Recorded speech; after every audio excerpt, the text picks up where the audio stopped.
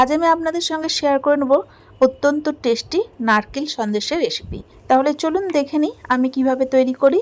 প্রথমেই একটা গোটা নারকেল কুড়নি দিয়ে না কুড়ে মিক্সির বাটিতে দিয়ে মিহি করে গুঁড়ো করে নিয়েছি। এরপর নারকেল কোড়া ফ্রাইং প্যানের মধ্যে দিয়ে খুব ভালো করে নাড়াচাড়া করে নেব। তারপর নারকেলের মধ্যে দিয়ে দেবো 250 গ্রাম খোয়া ক্ষীর। খোয়া ক্ষীর বাজারে না পাওয়া গেলে মাখা সন্দেশ পাওয়া যায়, সে সন্দেশও ব্যবহার করতে পারেন। সেক্ষেত্রে মিষ্টির পরিমাণ কম দিতে হবে। খোয়া ক্ষীর এখন নারকেলের সাথে খুব ভালো করে মিশিয়ে নেব।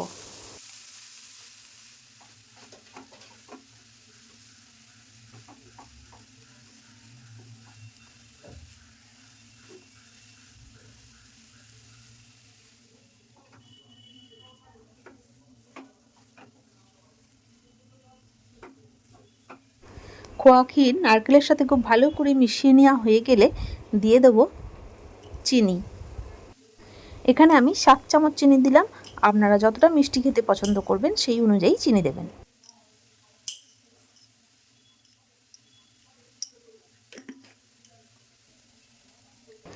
আর দিয়ে দেবো 4 চামচ গুঁড়ো দুধ। তারপর চিনি আর গুঁড়ো দুধ নারকেল আর খোয়া ক্ষীরের সাথে খুব ভালো করে মিশিয়ে নেব।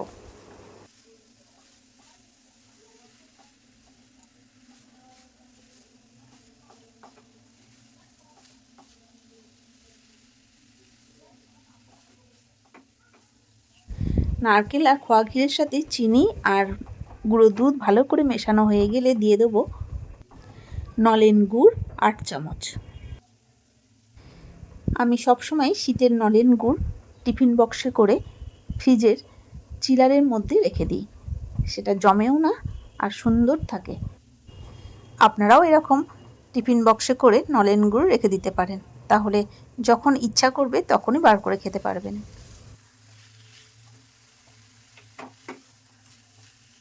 এখন নারকেল আর খোয়া ক্ষীরের সাথে নলেন গুড় খুব ভালো করে মিশিয়ে নেব। তারপর দিয়ে দেবেন 1 টিস্পুন এলাচের গুঁড়ো। এলাচের গুঁড়ো দেওয়ার সময় আমি ভিডিওটা মিস করে গেছি, আপনারা কিন্তু মিস করবেন না। গুড় মেশাতে মেশাতে যখন একদম সন্দেশের মধ্যে চিটচিটে ভাব আসবে তখন গ্যাস ওভেন বন্ধ করে দেবেন। আপনারা চাইলে এই সন্দেশ ছাঁচের মধ্যে দিয়েও নারকেল সন্দেশের শেপ দিতে পারেন। আমি এই সন্দেশ এখন একটি টিফিন বক্সে ভরে ফ্রিজে এই সন্দেশ প্রায় 1 থেকে 1.5 মাস পর্যন্ত রেখে আপনারা খেতে পারেন।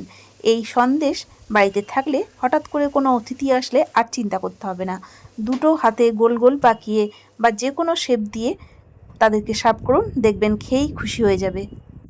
আপনাদের যদি এই নারকেল সন্দেশের রেসিপি ভালো লেগে থাকে তাহলে আপনারাও আমার মতো করে তৈরি করে নিন, আর কেমন হলো তা জানিয়ে লাইক শেয়ার কমেন্ট করে দেবেন, আর অবশ্যই সাবস্ক্রাইব করে পাশে থাকবেন। ভালো থাকবেন, সুস্থ থাকবেন, ধন্যবাদ।